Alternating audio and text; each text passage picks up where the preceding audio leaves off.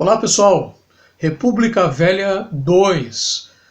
Nós vamos estar falando alguns aspectos aí da questão política ainda e da questão cultural, questão cultural também, na República Velha. O Brasil desse período, nós estamos falando aqui de um período que vai do início do século XX, né?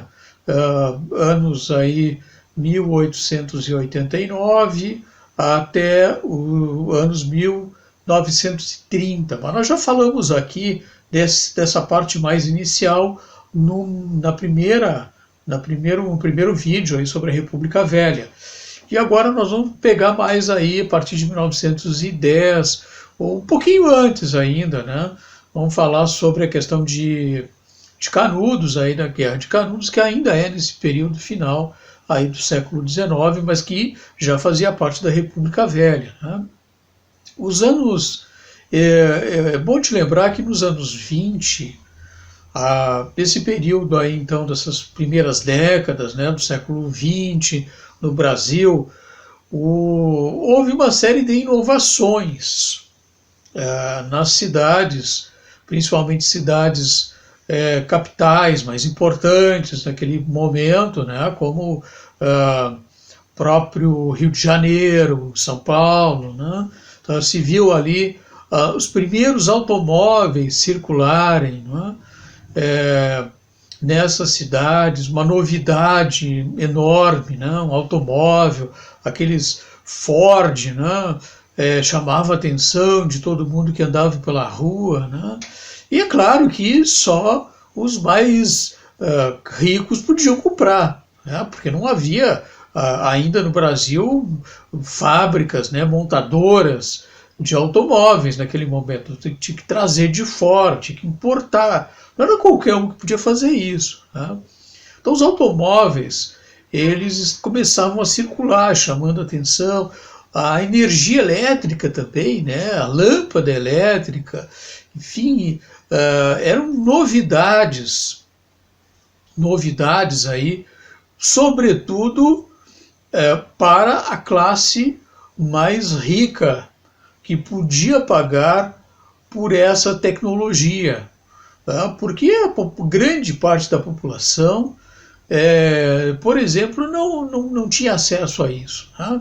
Mesmo nas cidades onde havia energia elétrica, não era todas as cidades, em toda a cidade, todos os bairros que haviam energia elétrica. Aqueles bairros mais retirados, mais periféricos, né? Nessas grandes cidades como São Paulo e Rio de Janeiro também no início não tinham energia elétrica, né? O outro aspecto é com relação ao telefone também, né? O telefone começava a se tornar uma novidade, né? Também para essas classes que podiam pagar, óbvio, né? Você não vai imaginar que um sujeito que morasse lá numa região mais periférica ia ter um telefone, né? Claro que não. Então, as revistas também, né? As revistas, a parte da imprensa, as revistas começavam a se tornar coloridas, né? As páginas coloridas, os desenhos também, né? As charges e tal, né? Então começa a haver aí um crescimento, né, dessa cultura, da tecnologia, né? O próprio samba, o samba também. O samba, uma musicalidade aí que começa a se desenvolver na parte mais periférica do Rio de Janeiro, né? Daquelas regiões que habitavam aquelas populações mais pobres, né? Descendentes de escravos ainda lá, né? Tinham aqueles parentes, né? que faziam, né? Sua história de vida, né? Remontar ao período lá da escravidão, e que agora, né? Viviam nessas cidades como Rio de Janeiro, enfim, várias cidades, várias capitais, mas especialmente no caso do Rio de Janeiro, mas nos bairros mais periféricos, né? Aquelas regiões mais de morro e tal, e que ali né, utilizando instrumentos de percussão, eles começam a, a desenvolver então uma melodia, né, toda uma melodia, toda uma batida e tal, que vai se tornar, cair no gosto popular, tá? E que vai começar a fazer parte, inclusive, dos bailes, dos salões, né, dos salões da classe média, carioca e tal, né, até chegar no carnaval, lá em fevereiro, que vai unir então o samba com o carnaval. Então, o samba também vai ser a primeira música brasileira, né, o primeiro gênero musical brasileiro que vai ser gravado em uma tecnologia recente que havia sido criada por Thomas Edison, que o mesmo Edison que havia criado o gramofone, né, as vitrolas, as primeiras vitrolas lá, tocava um disco que não era um disco de vinil ainda. O disco de vinil só vai aparecer nos anos 40. Esse gramofone, né, do Thomas Edison, que foi o avô do toca-disco, né, e o bisavô do CD, né, acho que até mais ainda que bisavô, né, mas enfim, esse gramofone, essa vitrola, tocava um disco de cera, que foi ainda primeira forma de mídia que apareceu aí, né, nesse período, uma mídia musical, né. Então os primeiros discos de samba eram gravados nesses discos de cera para serem tocados nos gramofones, hein? Porque a agulha parecia um prego. Então, nós temos aí já uma estrutura, né, cultural que está se desenvolvendo. Mas, inclusive nos anos 20 também, a própria questão da cultura brasileira, né, ela vai começar a ser pensada com a Semana de Arte Moderna, em 1922, né, com os intelectuais, escritores, Anita Malfatti e outros tantos intelectuais daquele momento, que começavam a discutir sobre, de fato, o que seria uma cultura brasileira, né? Porque a nossa cultura, ela estava muito atrelada, desde o século XIX, à cultura francesa. E depois dos anos 10, por aí, 1910, e depois ainda da Segunda Guerra Mundial, aliás, da Primeira Guerra Mundial, 1918, né, quando termina a Primeira Guerra, começa a haver uma influência muito grande da cultura americana no Brasil. E essa Semana de Arte Moderna, ela vai discutir essa questão, né, os caminhos de construir uma cultura brasileira, afinal de contas, o que é uma cultura brasileira? Tá? E até hoje, de certa forma, a gente está se questionando a respeito disso. Tá? Mas, enfim, havia toda essa discussão cultural também na época aí da República Velha. Mas queria voltar um pouquinho, então, agora para a questão política, que se dá aí dentro de algumas revoltas que nós vamos ter na República Velha. Eu não vou me referir a todas, né? Mas vamos começar com a Guerra de Canudos. Isso acontece, essa chamada Guerra de Canudos, ela vai acontecer em 1893 até 1897. É um conflito que vai se dar nesse período, vai pegar dois presidentes aí do Brasil, já no final do Floriano Peixoto e no início do Prudente de Moraes. Esse cara aí que era bem conhecido, né? Então, o primeiro grande fazendeiro, né, do presidente do Brasil, aí, paulista e tal. Bom, Canudos, quando houve a proclamação da República, né, o golpe que instaurou a República no Brasil, acabou com a monarquia, o sertão da Bahia continuava aquela população miserável, pobre, né? Sujeito que, além de tudo, ainda sofria com uma seca devastadora. tá? Sendo que nas fazendas próximas se conseguia ter água. Os fazendeiros conseguiam com formas, né, de prospectar água, tá? Através de poços artesianos, enfim, né? E essa população pobre, né, que tinha lá o seu gado, que já estava magro, que era só o que ele tinha, né? Essa população pobre, além de não conseguir ter nenhum tipo de assistência do governo republicano, o governo ainda cobrava impostos. Ainda cobrava impostos dessa gente que não tinha nada. Então, essa população no sertão da Bahia se sentia totalmente desamparada, né, pelo governo. E é nesse contexto que aparece uma figura emblemática aí, que andava pelo sertão, né, baiano, que era uma figura chamada Antônio Conselheiro.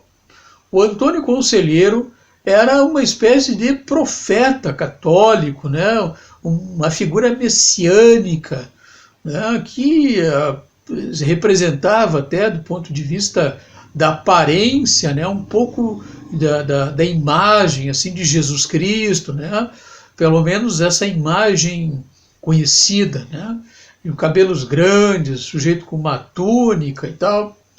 E o conselheiro, ele era contra a república, ele era a favor da monarquia.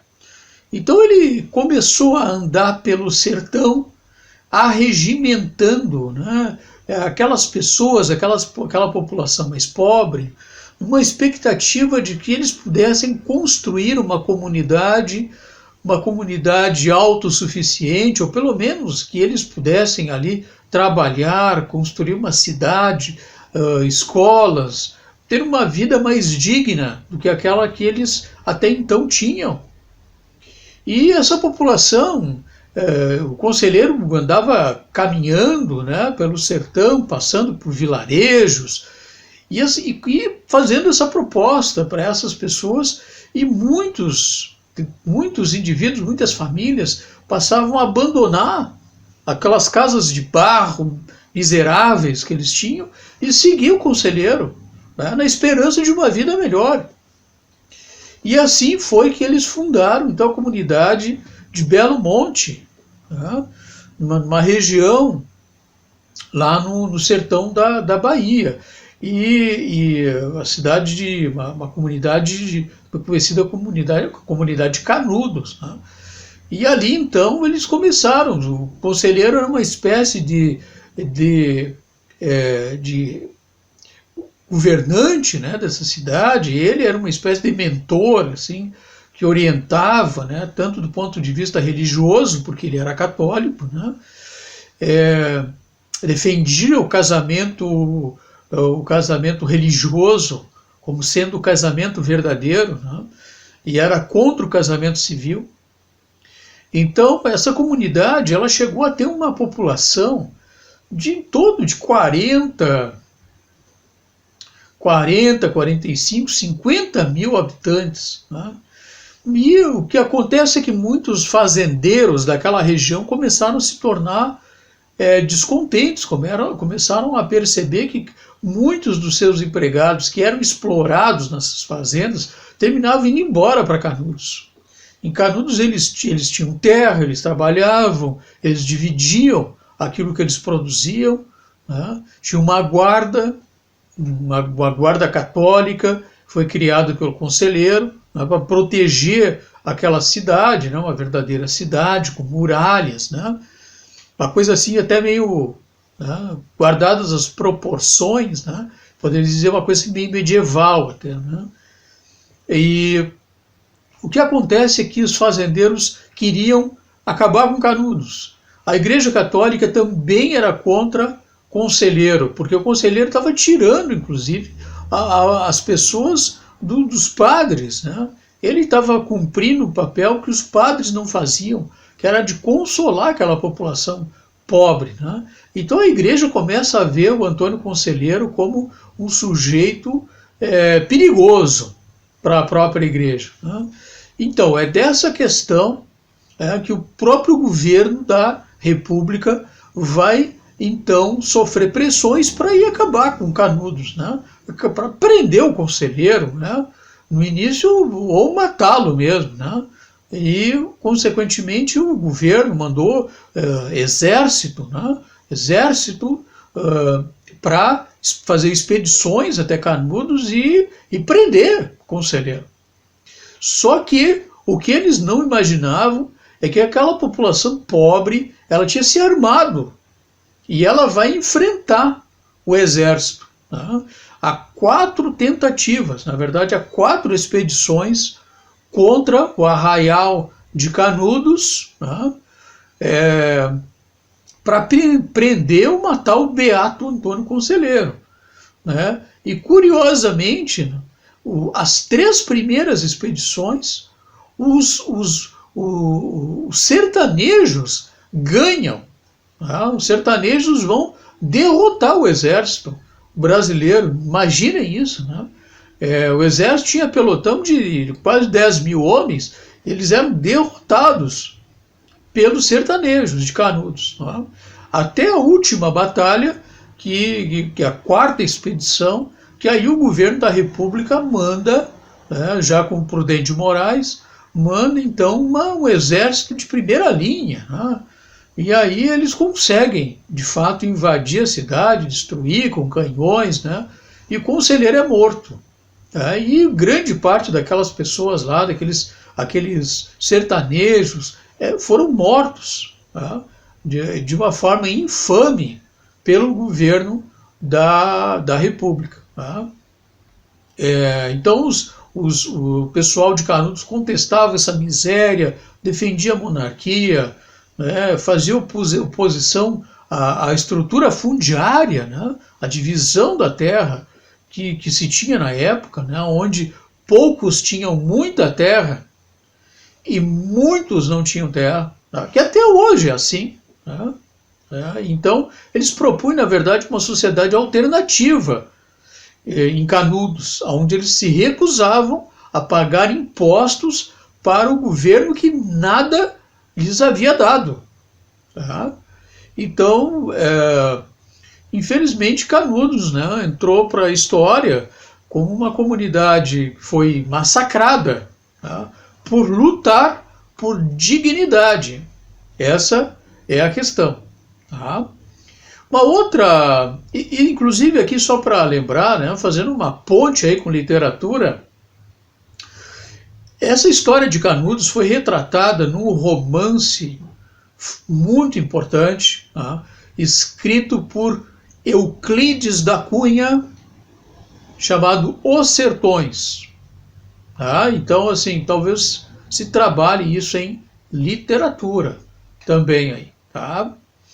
Uma outra revolta que eu também gostaria de destacar foi a revolta Chibata, que aconteceu em 22 de novembro de 1910.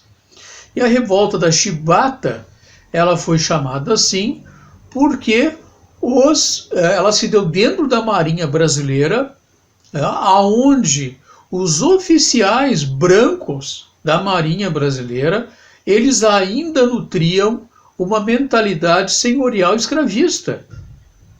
E os soldados, né, os marujos, na verdade, né, que eram aquela parte mais inicial, né, mais baixa da patente lá da Marinha, né, que eram os caras que limpavam o convés lá dos navios, esses eram negros.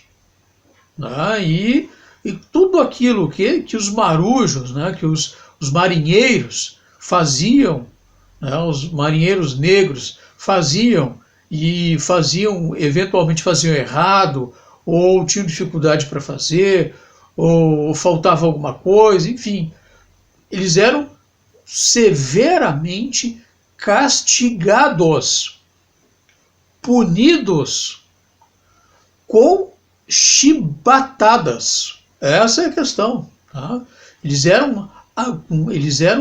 Sofriam açoites, como se estivessem ainda na época da escravidão lá, que o sujeito era colocado num tronco e era açoitado. Então, os escravos sofreram isso. Mas agora nós não tínhamos mais escravidão. Mas dentro da Marinha ainda havia essa mentalidade racista, profundamente racista, por parte dos oficiais. O que acontece é que um dos marinheiros, chamado João Cândido, ele vai empreender um movimento de revolta, de insurreição contra essa prática que eles sofriam, né, em defesa da dignidade dos marinheiros mais simples, os marinheiros negros, né, contra os castigos dentro da Marinha.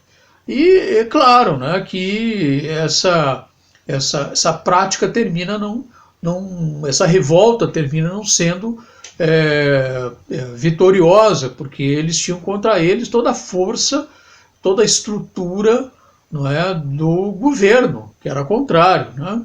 Então, muitos vão ser presos, outros vão ser mortos e tal, né? Mas é importante a gente lembrar que dentro dessas revoltas, né, nós tínhamos pessoas, a grande parte dessas pessoas eram pessoas de uma classe baixa, né, que lutavam por dignidade.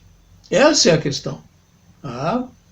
Então nós vamos ter aí, desde lá ainda, né, da época da escravidão com o Zumbi de Palmares, e agora na República com Antônio Conselheiro, com João Cândido, e com tantos outros que passam a se revoltar contra essa estrutura dominante que os exploravam, que não lhe davam dignidade, enquanto brasileiros que eram, é que essas figuras vão estar presentes, mesmo derrotados. Eles vão estar presentes, continuam, de certa forma, escrevendo a história que hoje nós vivemos. Então, na época da República Velha, a questão social é tratada como caso de polícia. Revoltas, greves, eram repreendidas, seja pela polícia, seja pelo exército, enfim. Então nós temos aí um contexto da República Velha que houve várias contestações, né, a esse tipo de governo, né, que era um governo elitizado, era uma oligarquia, né, eram as oligarquias dos cafeicultores, os grandes fazendeiros que assumiam o poder político e tinham o poder econômico também. E é isso que nós vamos ter também a chamada política do café com leite. A política do café com leite, ela então foi um acordo entre as oligarquias de São Paulo e as oligarquias de Minas Gerais. São Paulo, tradicionalmente, cafeicultores, produtores de café. Minas Gerais, de leite. Então, essas oligarquias, elas terminam fazendo um acordo aonde, por ocasião das eleições para presidente do Brasil, São Paulo, que era um grande colégio eleitoral, né, porque de uma grande densidade populacional, assim como Minas Gerais, São Paulo indicava o seu candidato. As oligarquias paulistas indicavam um candidato paulista a concorrer às eleições por São Paulo. E as oligarquias mineiras apoiavam São Paulo, o candidato paulista. E o candidato paulista se elegia. Governava por 4 anos. Depois, novas eleições. Aí o candidato vinha de Minas Gerais, das oligarquias mineiras. Os paulistas apoiavam Minas Gerais. O candidato mineiro se elegia. Governava, novas eleições, candidato paulista, mineiros apoiando paulistas, paulistas se elegia. Entende a lógica disso? Então era um acordo de mútuo apoio para eles conseguir chegar à presidência do Brasil com seus candidatos, porque Minas Gerais e São Paulo eram grandes colégios eleitorais com muita gente votante e, portanto, com potencial para decidir o resultado de uma eleição. Certo? Muito bem. Ocorre que, então, nesse período de 1894 a 1929, com algumas exceções, os candidatos, os presidentes do Brasil, ou eles eram paulistas ou eles eram mineiros, em função desta política do café com leite. Pois bem, quando isso acaba? Isso acaba em 1929 ainda, quando nós temos, na verdade, 1930, mas em 1929 nós tínhamos eleição para presidente do Brasil. O presidente que estava no poder naquele momento era Washington Luiz, e Washington Luiz governava sendo eleito por São Paulo, tá? Por essa lógica que eu já falei. Só que, quando está no fim do mandato do Washington Luiz, que haveria eleição, né? Já eleições para presidente, o Washington Luiz vai romper com essa política do café com leite, porque ele vai indicar, vai apoiar um candidato paulista, um candidato paulista, Júlio Prestes, para concorrer às eleições. E no momento em que Washington Luiz faz isto, ele se sente, ele termina gerando um desconforto, uma sensação de traição junto aos políticos mineiros. E as oligarquias mineiras, elas terminam se organizando em forma de uma aliança com outros estados. Vai se chamar Aliança Liberal. E essa Aliança Liberal ela vai ser formada por Minas Gerais, Paraíba e Rio Grande do Sul. Esses três estados vão formar a Aliança Liberal. A Aliança Liberal ela vai indicar um nome para concorrer, vai ser o seu candidato a concorrer às eleições, a disputar as eleições com o Júlio Prestes, de São Paulo. E esse nome vai ser o nome do Rio Grande do Sul. O candidato da Aliança Liberal vai sair aqui do Rio Grande do Sul. Se chamava Getúlio Vargas. Getúlio Vargas vai ser o candidato da Aliança Liberal. E aí nós vamos ter, então, esses dois candidatos mais definidos, mais polarizados, que será Getúlio Vargas e Júlio Prestes. Esses dois candidatos vão apresentar, são projetos muito diferentes de Brasil. O Júlio Prestes, por exemplo, ele seria uma continuação das estruturas arcaicas da República Velha. Ou seja, aquelas estruturas, né, da política agroexportadora, do café, né, do coronelismo, aquelas estruturas que caracterizavam a República Velha, seja do ponto de vista político ou econômico, era defendida a sua manutenção por Júlio Prestes. Do outro lado, nós temos Getúlio Vargas. E Getúlio vai receber apoio de setores urbanos da sociedade, né, das cidades, vai receber apoio de setores militares, dos tenentes, parte dos tenentes, né, vai receber apoio dos empresários, dos industriais. E o projeto do Vargas era um projeto urbano-industrial, projeto desenvolvimentista,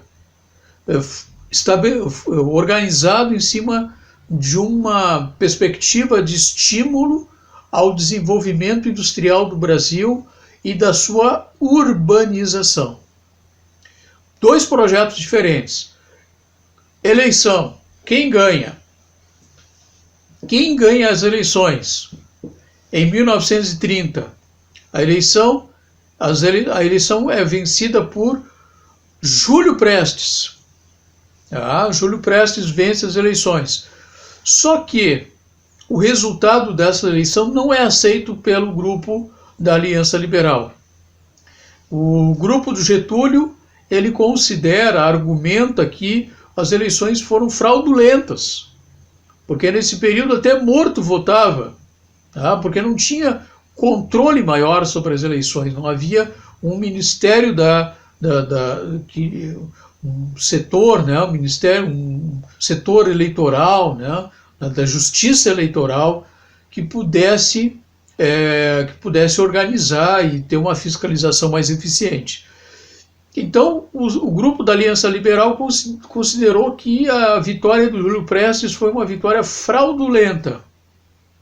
E começa a haver um movimento de reação, tá? De resistência. A gota d'água disso acontece quando o vice-presidente do Getúlio, que tinha concorrido na chapa do Getúlio, o João Pessoa, ele é morto numa emboscada. Tá? Ele é assassinado. E o grupo da Aliança Liberal atribui esse atentado a um assassinato político. E isto termina servindo como argumento para desencadear, já naqueles ânimos exaltados, uma espécie de estupim que vai levar a uma revolução armada, justamente que parte desse grupo, do comando da Aliança Liberal, né, onde Getúlio é estimulado a essa revolução termina se espalhando pelo Brasil, e com o apoio dos militares se depõe, se tira do poder o Washington Luiz ainda. Tá? E o Júlio Prestes nem chega a assumir o poder. E a partir daí nós vamos ter uma comissão militar que vai assumir aí por volta dos 10 dias o Brasil, e depois disso vai passar o poder de presidente da República para aquele que havia sido chefe da Revolução, ou seja, para Getúlio Vargas.